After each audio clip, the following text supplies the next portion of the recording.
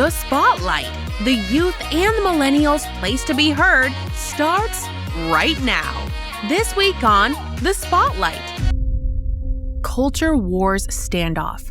How and why is this still happening?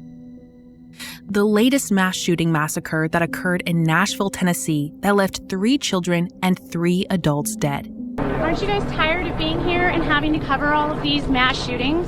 And as both sides of the aisle fall back along familiar party lines. So I call on Congress again to pass my assault weapons ban. We're not going to fix it. Criminals are going to be criminals. The next generation in Washington, D.C. makes a grim warning about the dangers of not acting now. It is likely that at this moment, the next mass shooter is planning their shooting. What will this chamber do about it? With the massacre already becoming the battleground for the culture war, how and why is it being framed as an armed assault on Christianity? I will introduce a resolution explicitly condemning this massacre as the hate crime that it is. While some are targeting the LGBTQ community, parts of the transgender movement seem to be getting militant and possibly dangerous. And others lashing out for getting off topic.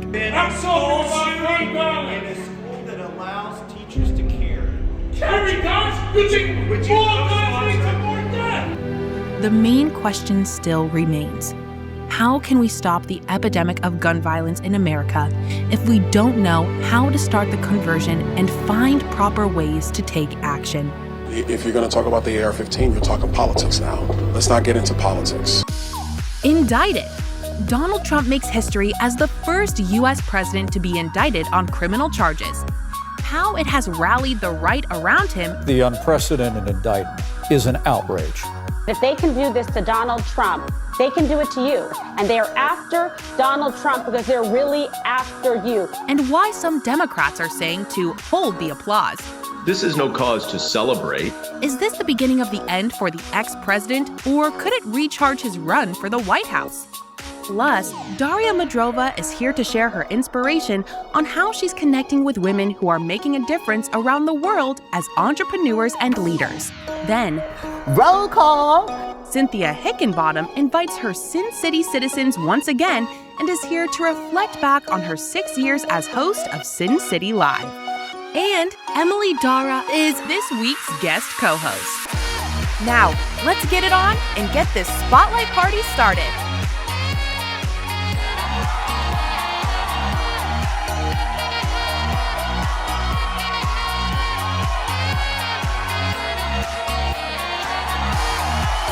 Well, hello and welcome to the Spotlight. Welcome to the Spotlight. Emily Dara is joining us as guest co-host once again. Welcome. Thank you.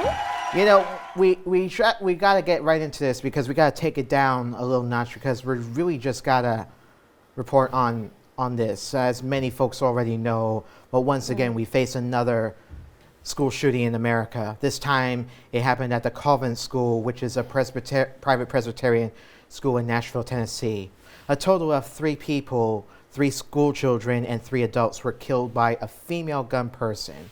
Police have identified Audrey Hale as the shooter who opened fire at the Covenant School.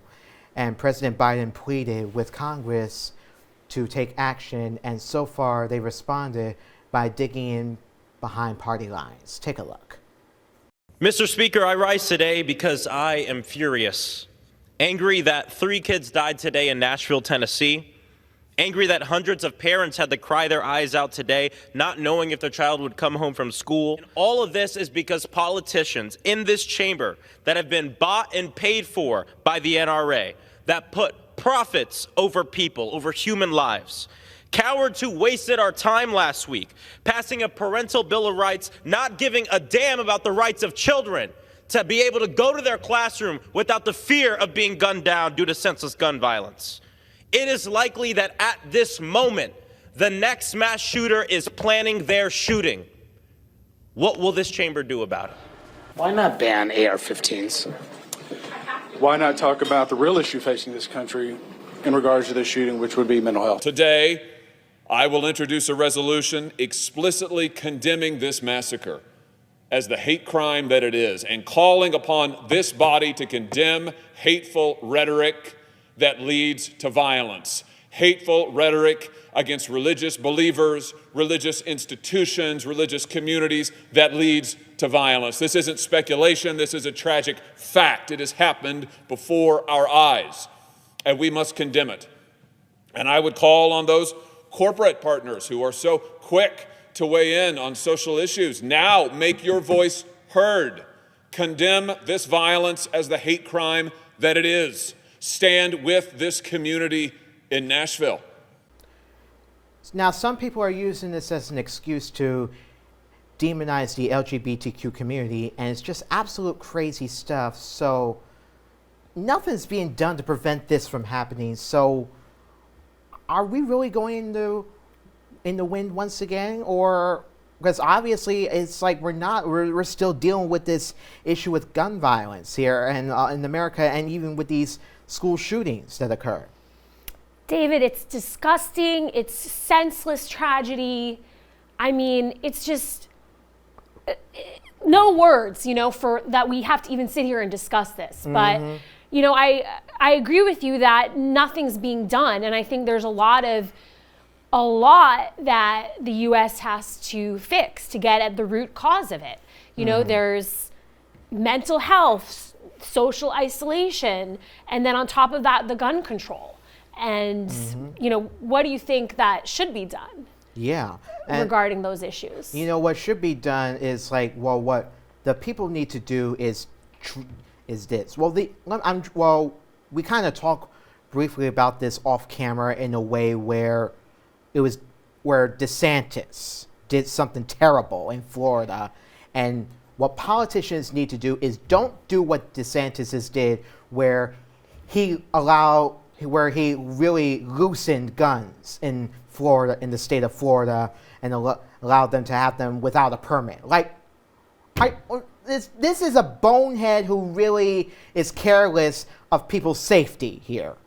I mean, I just spent some time in Florida, and trust me, I love it, and I love my Florida people and friends. I do think we should have someone on the show who is pro-gun to kind of give the opposing view. But it is really hard to reconcile that type of a view of being pro-gun with what we see happening here, just looking at facts alone. The fact that the gun control regulations here are super loose, and more than any other country, certainly more than countries with strict gun control laws, we have these shootings and mass shootings. And if you look at the data alone, we were talking about it a little bit off camera, per 100,000 people, in 2020, the U.S. had 13 gun-related deaths. Now, compare it to a country like Canada, what would you guess would be the number per 100,000 people? If the U.S. is at 13, and Canada has much stricter gun laws, what would you say? I know. I remember. I know what I read something about that. And it's like that number. It's like 1.4. Yeah. 1 to 13. And I don't see how that data, could mean something else for someone who's like, we need our guns. It'll make us safer. I mean, look at the data of the other countries like that. Yeah, but here's the bottom line with this. It's like, if you have a gun, you got to be mindful of and think first what you're going to do with that gun. Because you're going to wind up putting yourself in a very bad situation if you don't know what to do with the gun in the right way. Otherwise, you're going to start trouble and start destroying other people's lives if you don't know what to do with the gun, if you don't know how to control it properly. That's the thing you got to be mindful of. And if you don't know how to handle a gun properly, then you shouldn't even have a gun in the first place, okay? I mean, you have to take a vision test to drive. You don't have to take that, to get a gun. Right. What about, you have to take a driver's test, I mean, there should definitely be more regulations, I think. But look, we're preaching to the choir. I mean, that's why I kind of want to hear the other half of America, because it's true, half the people want their guns. Yeah. I mean, that's why DeSantis is in power. Well, that's... we got to listen to... Well, I understand that, but obviously they're not even thinking clearly of what could happen next, because the next shooter as one of the governors said, one of the Congress people said here, is like the next shooter could plan their attack at any moment. And that's the thing we have to be mindful and be careful of, because anything can happen in America that could be devastating and gone terribly wrong. So that's the thing people need to be careful of and mindful of. And if they're not mindful of that, then you shouldn't be having a gun in the first place, okay? All right? Please store it properly, as the ad councils say in the PSAs, okay? We'll be right back.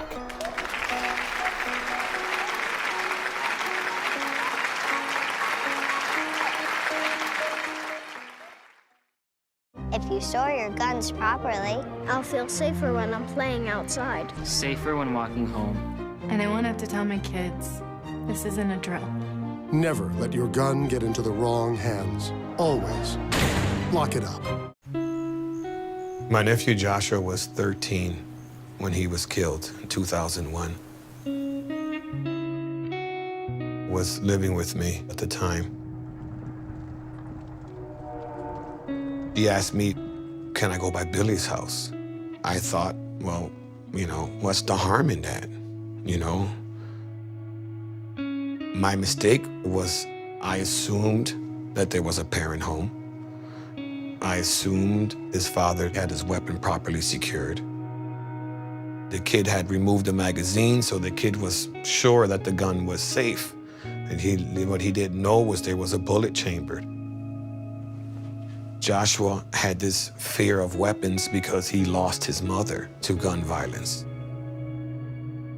I think this kid really pulled the trigger to show Joshua that it was not dangerous. The hardest thing I've ever had to do in my life is to tell my mom we have to bury her grandson. The pain was so great. We just wanted to do something positive. And we also wanted to try to prevent families from experiencing the same pain that this put my family through. We began working with the End Family Fire campaign. Family Fire is the accidental shooting of a family member with a weapon that was improperly secured, improperly stored. It's a difficult conversation for people. You don't want to ask or say anything to your neighbors because you don't want to offend them, but there are important things we should know. Where are they going when they play? What is the environment of that home? We have to understand that children are inquisitive, they're curious, and there's not one corner of the house that they haven't gone through. If you're a gun owner, you have to make sure your weapon is inaccessible. It will save the family from the pain and the trauma that my family's put through. Because once that happens, it's forever. And if I could prevent one family from experiencing that, then his life will have some purpose. If you store your guns properly, I'll feel safer when I'm playing outside. Safer when walking home. And I won't have to tell my kids, this isn't a drill. Never let your gun get into the wrong hands. Always lock it up.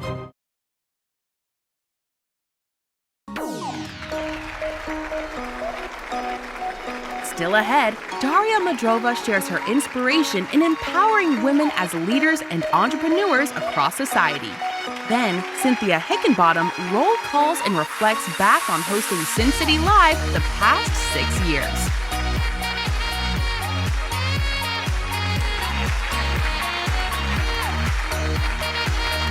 Welcome back. We got news to report that many individuals are talking about because it's a history-making moment. The Manhattan grand jury voted to indict 45 on March 30th.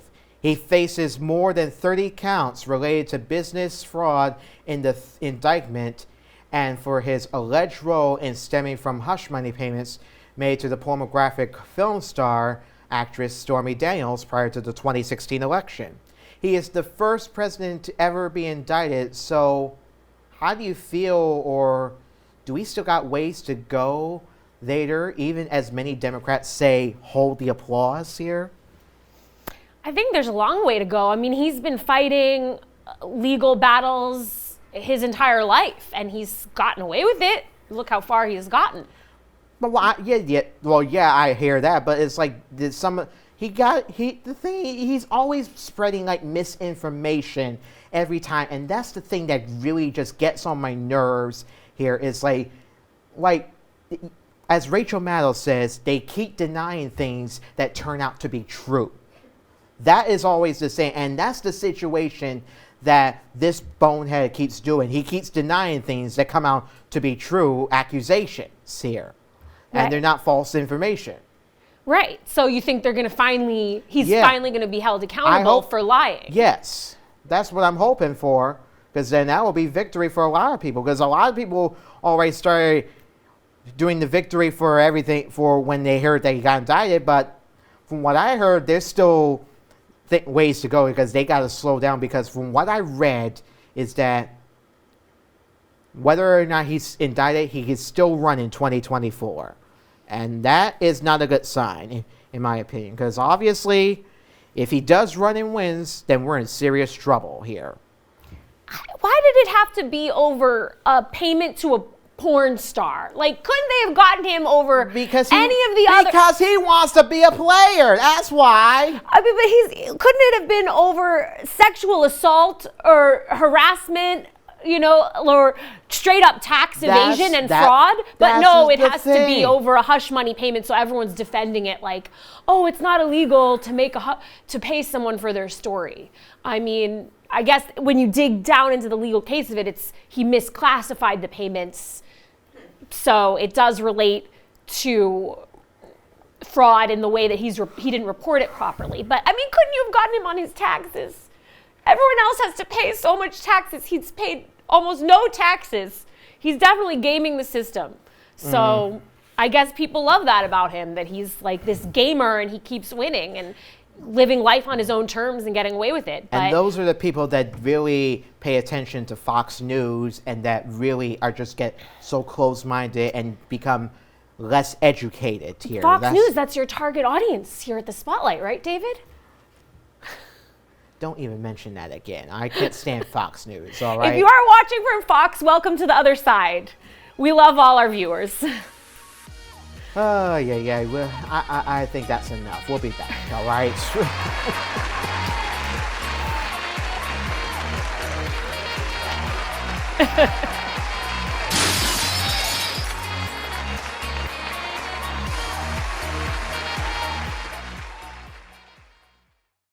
Hi, I'm David Martinez, and welcome to Cure for Conflict. On this show, we'll be looking at foreign issues and breaking them down to make them easier to understand. Today, we'll be explaining a situation that has been in the news for a long time: Syria, the ongoing violence for almost 6 years with no clear solution in sight. Let's start with some history. Syrian citizens started protesting in 2011, along with all the protests that were going on in the Middle East, under the title of Arab Spring. At every protest, there are people who get arrested, women, children, and the elderly, in order to force wanted criminals to surrender. Situations where pregnant women end up giving birth to their children in prison are becoming more frequent. The level of violence used against prisoners differs depending on the prison, but all prisoners are subjected to a huge amount of physical and mental harm. An amnesty occurred in 2014, but there are still a lot of prisoners whose families know nothing about them. Now, let's get into politics. Besides the army, a lot of fighters are involved on the government side.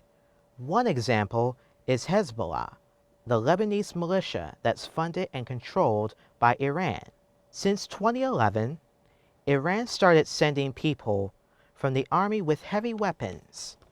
Besides the money they've been supplying al-Assad, Iran also wants to create the Schism Crescent that expands into Iraq, Syria, and Lebanon. Representing the Sunni part of Islam, Saudi Arabia is against the Schism Crescent. The Arab Gulf started funding the rebels to stop the Iranian project and to stop the Russian expansion in Syria. Qatar wanted to supply gas to Europe. Russia wants to keep their last military base in the area, leading to their involvement.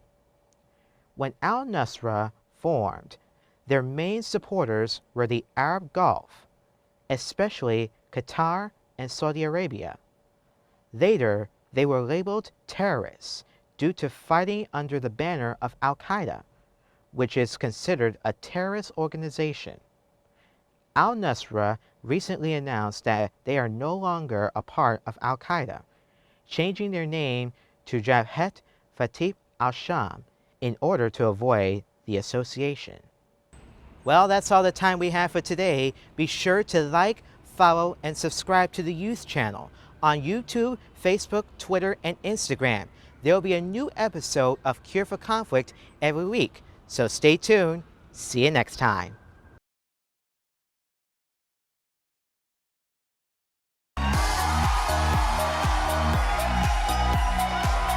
Welcome back once again.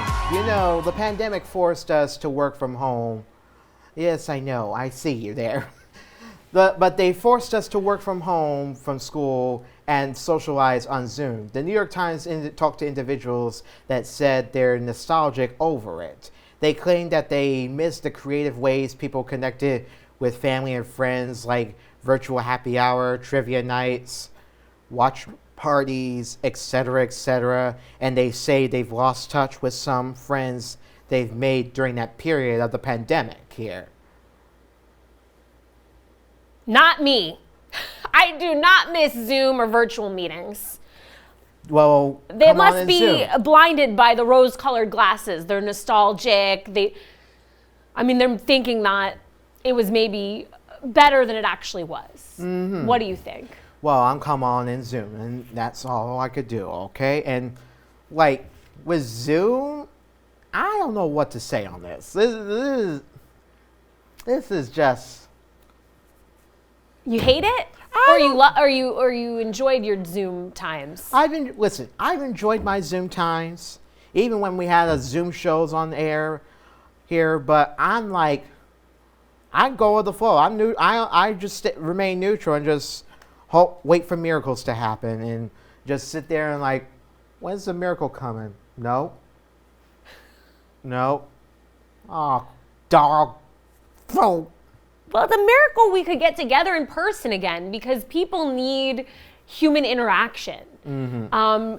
It's just not healthy to be behind a screen, I think, too much. I mean, of course, the virtual world has opened more opportunities and people could connect with people virtually in a new way, so they were excited, but I think we really need to refocus on in-person interactions. I'm glad to say goodbye to Zoom. Mm. The Zoom times were the doom times. The Zoom times were the Zoom times. The doom. Doom? The doom times. Zoom. I don't want to go backwards. I only want to go forwards. Well, you do that. We're going to zoom into action and be right back. Okay? Goodbye.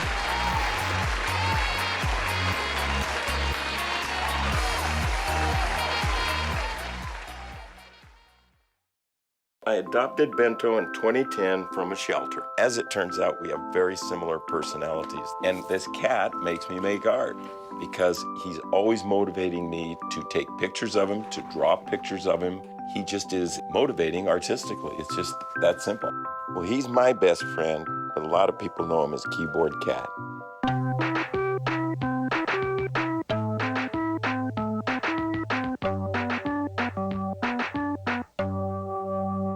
This man needs updated COVID protection. So does she. Yep, these guys too. Because COVID is still out there, and so are you. And if your last vaccine was before September 2022, you're out there with fading protection. But an updated vaccine restores your protection, so you can keep doing you. Get an updated COVID vaccine and stay out there safely. Every day, thousands of kids start vaping. So if you want to talk to your kids, you got to get it trending. I was just trying to get your attention. Could I just ask me? Visit talkaboutvaping.org for tips on when and how to have the vape talk.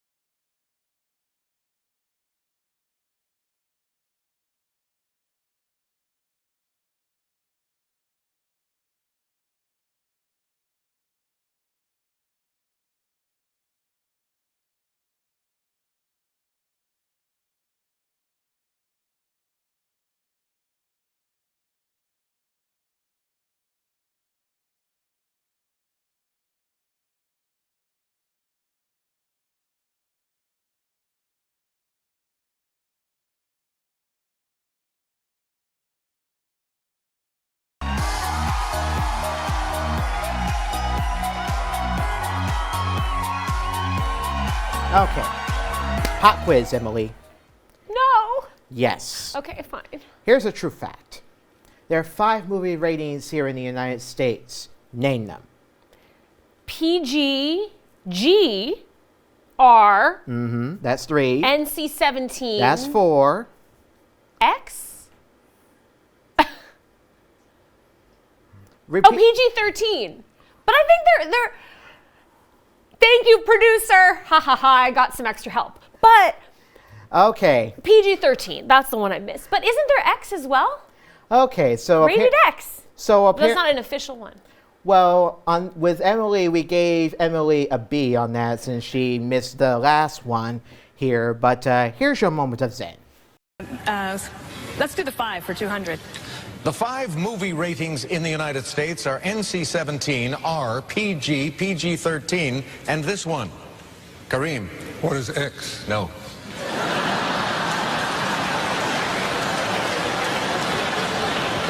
You went in the wrong direction. We were looking for a G rating, not an X rating. Oh. So did Emily. So apparently Emily, Dara, and Kareem Abdul-Jabbar are related because they know and think that X is rated, a part of a movie rating. So I don't know how that became about, but I'm about to investigate and add that 6th movie rating, or let her do it, her here. But we're going to investigate and see how that came about. So we'll be right back, and yeah. Okay, that's your funny moment of the time.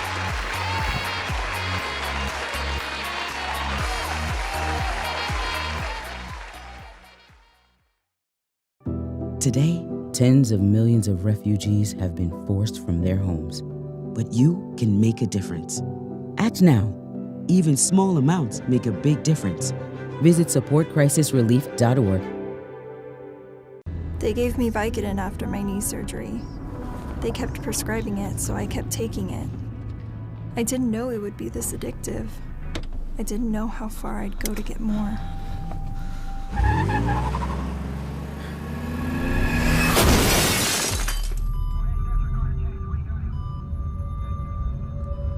Opioid dependence can happen after just 5 days. Know the truth, spread the truth.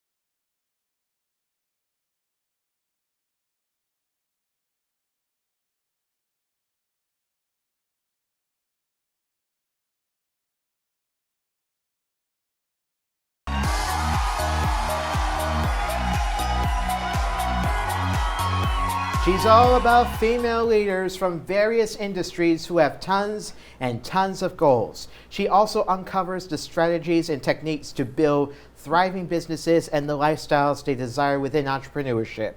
And as founder, as founder and host of the She Did It show, she's one of the reasons why many females around the world are making a huge difference around the world here, all around. Please welcome the talented leader and host of the She Did It show that we're thrilled to have on, Daria Mudrova here. Yes. Welcome, Daria. Yes. I'm so happy to see you on this side of the camera. I know, it's strange here, you know. But Emily, you have the first question. Yes, and thank you so much for joining us. And we finally get to interview you because you've interviewed, what is it, over 100 women at this point? No, like not online. Online it's quite less, but actually right now I have like more than like around 25 episodes which are like ongoing. Wow. Going kind of. How do you do that here? I mean, I'm like working like you guys. Wow. So, I mean, 25 episodes, 25 stories of female entrepreneurs. Like recorded, some of them will come up soon, right? So right now online there are like more than 20, really, and more are coming up. More are coming. I'm so excited to work on this project. It's such a, oh my gosh, it's like my dream. And how did you come up with the vision for the project? And how long have you been doing? I mean, I know you mentioned 25, but could you take us a little bit behind how you started it, how you came up with the vision? Yeah, so actually I was doing like a lot of content creation for myself as an influencer before. So I was working with brands, I was writing articles for magazines, and I was focused on fashion and beauty at that time. But then I realized that I met so many wonderful women in New York City who are immigrants and people who got like visas for extraordinary talents, and I met lots of my friends. And I was like, wow, like we always talk with them about like just regular stuff, but not about their work. And this is actually one of the reasons I wanted to talk with them about how did they achieve that, how did they come up to where they are right now. And I just started to interview my friends. And now it's growing bigger, and I see people want to be interviewed, people I never met before, and now it's a little bit different stories. So I'm like expanding, and I'm going out of my comfort zone, interviewing friends and growing. That's awesome. So yes. That's so cool. And I know I've worked behind the scenes with Daria's show, just so everyone knows. Thank here. You, and you. And both of us have, Thank you, but guys. You've had, out of all the guests that you have on, who would you say has been your like most favorite and why? Don't ask me that question. Like asking her to pick a favorite child. Excuse me? That's only one question I will never. Why did you say everyone was your favorite? Everyone. There you go. Exactly. Because you. the first thing that I'm so happy to, I'm like choosing guests. Really, I'm working behind the scenes, and I'm meeting with them before the show. We're discussing lots of things, and all of them are my favorite people. Yes. So what are some of the things that all your guests have in common? The most one more time. Oh, so what are some? So since they're all your favorite people and you learn so much from them, do you see any similarities between your guests? Are there certain things they have in common? And that you've. Actually, I could say that all of them, they just want to build a life on their own terms, and most of them maybe didn't have the regular social lives in the U.S. Like maybe they didn't go to the university here, but they did go to university in another country. But when they came here, they didn't have the same opportunities as other people, but they did that. They did it. They did an amazing job, and they achieved so many awards and basically become entrepreneurs and achieve the American dream, basically. Without like the traditional social lives and which help regularly. Right. Lots of people. I was reading here that when you were 17 years old, you took risks here, from what I'm reading here, and risks have been about me.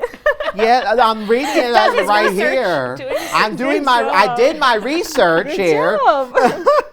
But you took risk, and they were like when you were 17 years old, and it's been a big part of your life here. So like, that's true. Like all this to now, has there been, what other risk has there been that you also took out of between when you did continuing to do your show or something? I'm trying to phrase it. Yeah. It's not coming out.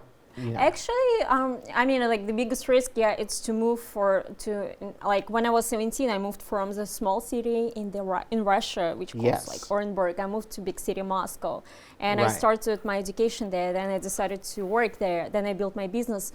Building the business was another risk. Like it was the second biggest risk. But was it challenging, as despite the fact everything that had been going on in Russia when you were 17 here? Yeah, like in Russia, everything was everything challenging. Right, because with Putin, he's how terrible Putin is. That's why we're asking about the concern of that. I mean, like actually, on 2014, I think the Crimea crisis happened, and in 2015, I started my business, and I already felt that lots of brands I was working with, like, cut off their supplies from Europe, so the budget were twice less. Like the currency exchange changed to the worst in Russia. So it was like lots of challenges, obviously. And being an entrepreneur in Russia back then, when I came here, I see like so many more opportunities for entrepreneurs like here, and it's much more stable here, and you can really do lots of things. So you don't expect that tomorrow something will go wrong, and whatever you did before will be. I'm not expecting 2014 or 2015 to go but right now, bad with a here. pandemic and all these things, right? Sorry. Yeah, but still, when you can compare what's going on with other countries, right? Yes. Like there is pros and cons everywhere, and but yeah, I will. Yes. See. I would just wish we had more time with you, but why don't you just tell us what's in the works coming up for what you have coming up for your show that you're doing and where we can where and when we can watch it with your website and so actually my show will comes up every Thursday 6 p.m. right now on Spectrum, Fios, and RCN. Yes. Right, it just came out, and like this actually next week it will be on all those channels. On YouTube she did a show, and Instagram she did a show, and so guys, I will be happy if you will watch, leave your feedback, and we will be happy for you to continue to empower women, like as always, and we thank you, Daria, for this. Much. Come back anytime. We want to have more time with you. Our special thanks to Daria Mudrova. She Did It airs every Thursday evening at 6 p.m. Eastern. Check your local listings at mnn.org for details and time and channels, and we'll be right back, y'all.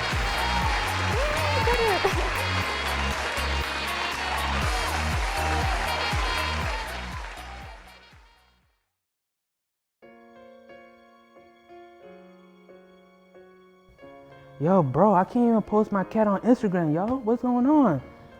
You're probably doing it wrong. Let me see that. Frustrated.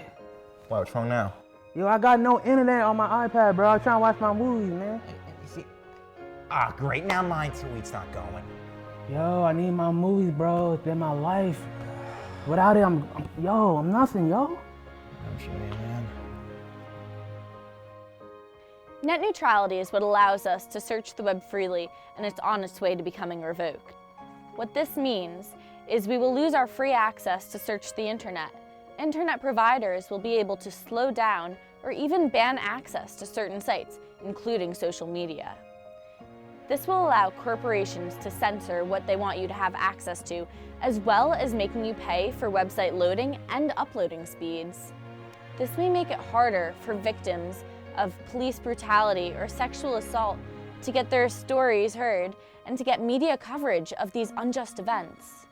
This also may make it harder for protests to form due to the slowing down and censoring of social media.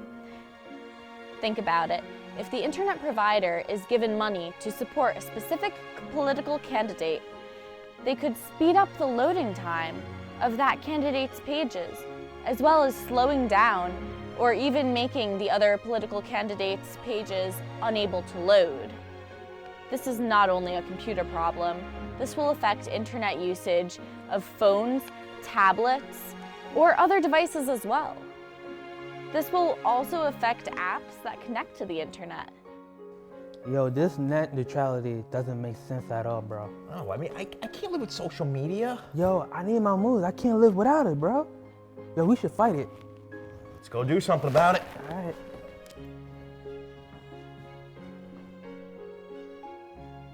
The FCC, with their chairman, Ajit Pavit, voted on December 14th to repeal net neutrality. However, it is not too late. The repeal will not be put into effect immediately. There is still many steps that have to be taken for this legislation to be passed, including going through Congress. You have a voice and the right to be heard. Contact your local congressman or congresswoman today. Vote, empower yourselves, and vote. Express what you stand for.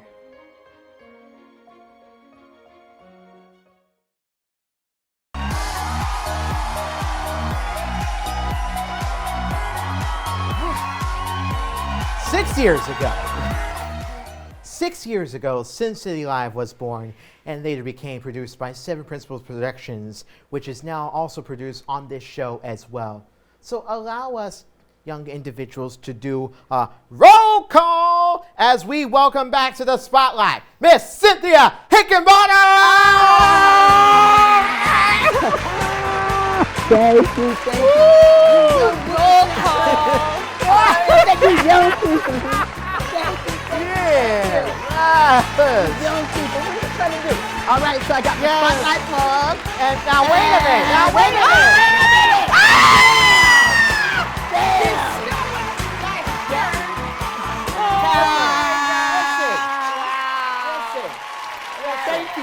Thank you. Surprise. Listen. Thank you for having me, first of all. This is third appearance. And you know what? He gave me this spotlight. Yes. With Du Jour and Crystal and David, guest on my show. Yes. And this was the gift that he gave me, and Yes. I always kept it. Oh, yes. Yeah. I had to. You know, I'm still trying to make more of those shirts. Yeah, I just haven't had we just haven't had the time, basically. But you know, we're working on it. Okay. Here. But keep in mind, we may update it here. Okay. So especially with the contact information on the back. Yeah, because now we're all on all social media platforms with the same name, the Spotlight MNN, on Facebook, Twitter, Instagram, and YouTube. Okay, there's your problem. That's fantastic. I wasn't supposed to do that, but I did it anyway. No, you got to take those opportunities. Yes. All right. So listen, 6 years of Sin City Live. I mean, has there anything changed or anything that you learned out of doing this? Oh my goodness. First of all, I learned everything.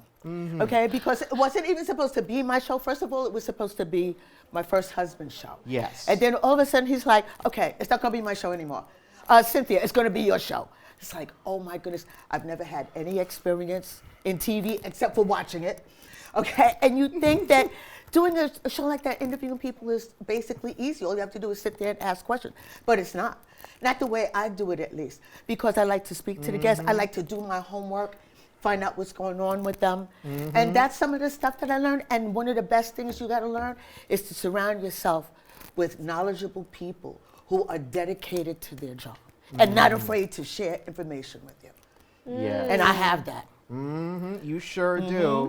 You sure do, you know, because... Go ahead, Emily. Oh, no, I was going to say, I mean, yes, you've come so far.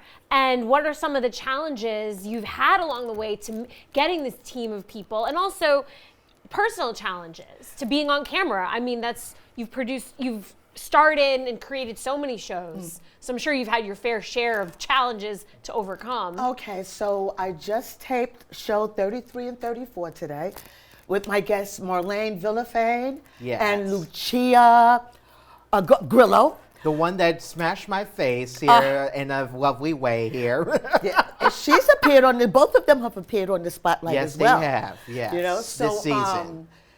So as far as challenges go, the biggest challenge was, first of all, getting my voice. When I first started, is getting your voice. How do you speak? How do you own what you're doing? You know, this is my show, I'm doing it, and I'll own it. The second thing, the pandemic. The pandemic was crazy because, you know, we couldn't tape at MNN. Right. We tape one show, we air one show a month, the last Tuesday of the month. So we couldn't tape. And like you were talking about with the Zoom, I don't Zoom. I like to have the personal touch. You know, we're sitting here, we're talking and everything. I didn't Zoom. The third challenge was no challenge. Because like I said, I'm surrounded with a great team. They're my Sin City Live team. Okay? I have David Martinez. That's how we got nostalgic with the Zoom here, okay? And Seven Principles Production is who produces my show. That's Stanley Mitchell. So between the two of them, we get so much done. Then we have other crew members that come There's in. a third person that helps me out, and that's Whoopi here as well. You always got to give her a shout out. But I mean, having the right people around you really helps. So that just eliminates a whole lot of challenges right there. Yes, you know, because you know, whenever I'm in work, when I'm watching the show, I get the impression I'm hearing Jennifer Lewis. Has anyone told you that, like, you could sound like Jennifer Lewis when you're doing your show? Because I could see the energy is up in the air when you. Well, thank you. But no, nobody's ever told me that. But they tell me I love your accent. My accent. I was born and raised in New York, grew up in the Bronx. That's right. So I guess I just have my own way of speaking, and call it a Cynthia scent. Sin City. Yeah, Sin City. A resident of Sin City. Okay. So. I had a little bit of Bronx, a little bit of Manhattan, a little bit of Brooklyn, Queens, and you too, Staten Island. So what are your dreams for the next steps for you and Sin City Live? Oh my goodness, I've been talking with David and with Stan about maybe taking it to a full hour and maybe changing the time, because right now we air on the last Tuesday of every month from 5 o'clock to 5:30 on MNN.org Lifestyle Channel 2 or MNN.org, Channel 1993, or on MNN.org Lifestyle Channel 2. So, but that's the kind of thing that we want to do, open it up more.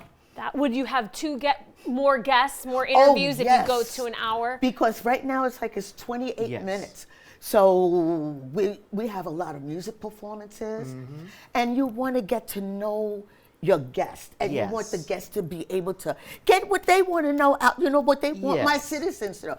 My audience is called my Sin City Live citizens. Hi, citizens. you know, so they want to know stuff. So, but yeah, it would be a lot, but I'd have at least 2 guests on. And is there anything else that you would do different if you were to expand Sin City Live going forward here?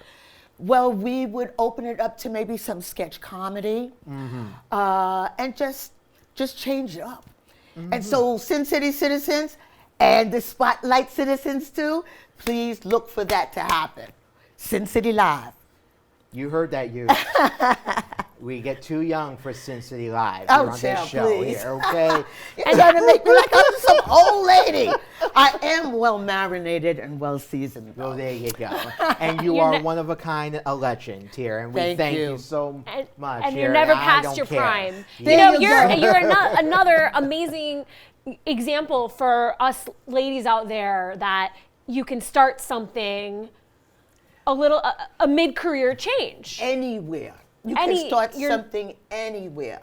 You never know what, you just have to be prepared. I mean, it fell right in my lap. Here it is, I'm there to do a production meeting, and I'm supposed to be his Ed McMahon to his Johnny Carson. All of a sudden, he just flipped the script and said, nope, it's gonna be your show. All right, I'm like, what? Who doesn't want a TV show? I mean, come on. So it's like, okay, Sin City Live was born. And as a first-time host, you're now 6 seasons in, and it seems like you've been doing it since you were born. Oh my goodness! I would That's what hope I by feel. then. You're born to host. Yes. I Wait probably till you was. get to your 100th episode, Cynthia. Then it's really gonna be something. Well, we're looking forward to that. We'll see what happens, but we're close. You'll be right there when I do. Well, we'll be close. We're close to our 100th episode sometime soon. Later, maybe later this year. But you know, the thing about it is I only air once a month. Yes, that's So, the difference. yeah. Yes. And how do you pick the guests for your show? Well, I have help. Mr. Martinez over here. Mrs. Goldberg. Just don't mind me. Whoopi over here. Whoopi over here. You know, and then people who know somebody. It's like, Sin City has a population of diverse and interesting people who want to meet you. So that's where I grab my people from. We've had authors, we've had singers, we've had dancers, we've had actors who have come on and done readings. It's terrific. It's a variety show. Mm-hmm. You know, so we love it. And the guests seem to love it too because they always want to come back. And my Sin City citizens love it too, so as long as they keep loving it, I'll keep bringing it. This is the reason why we watch Sin City live here, all right? There's just not enough time with you, Cynthia, you know. But our special thanks to Cynthia Hickenbottom. Stick around. She's going to help us close out the show. But Sin City Live airs under Seven Principles Productions on the 4th Tuesday of every month at 5 p.m. on Eminem's Lifestyle channel. As she said, check your local listings and at Eminem.org for time and channel. And we'll be right back, y'all. Thank you.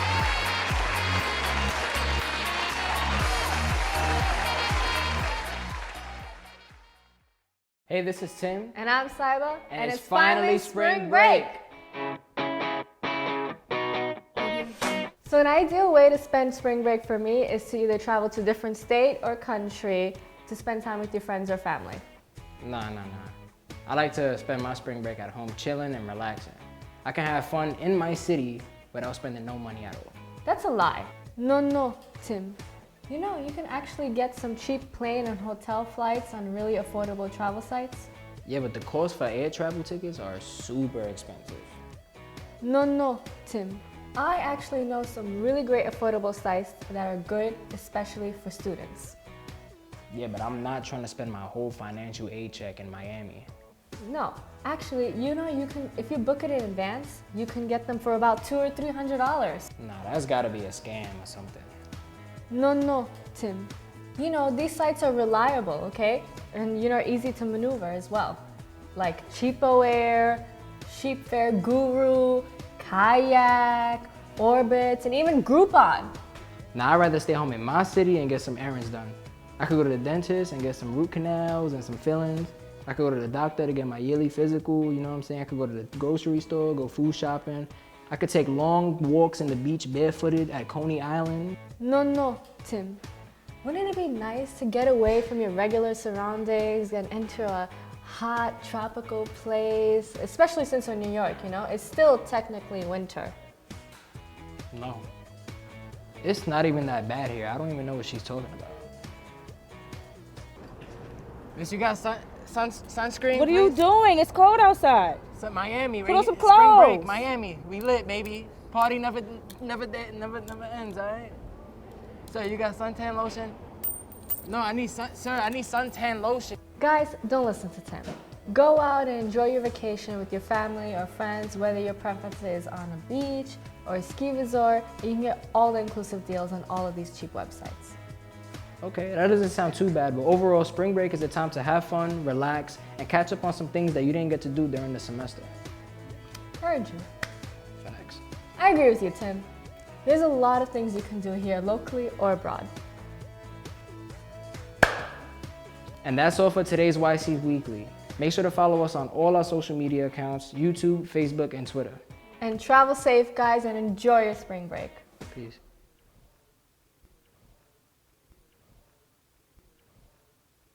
No, Tim.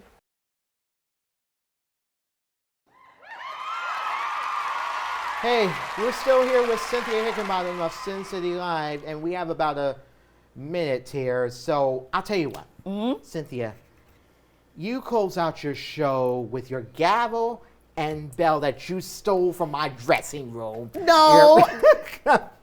But not me. But I would like for you to close out the show. So do me a favor and just sit here. Okay. I'll just be the litigant in this case. So, all right. So just get the teleprompter back to a little bit. Roll it back. There you go. All right. So I will say. So Cynthia, you say. Go ahead. Let's do this. Here we go. Ready? All right. No, go back. Go.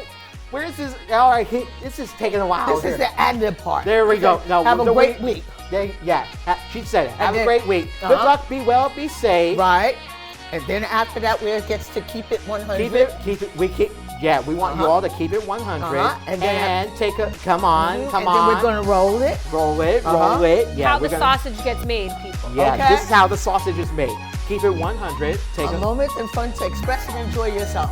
On the spotlight. This is the end of the spotlight meeting. There you go. Woo!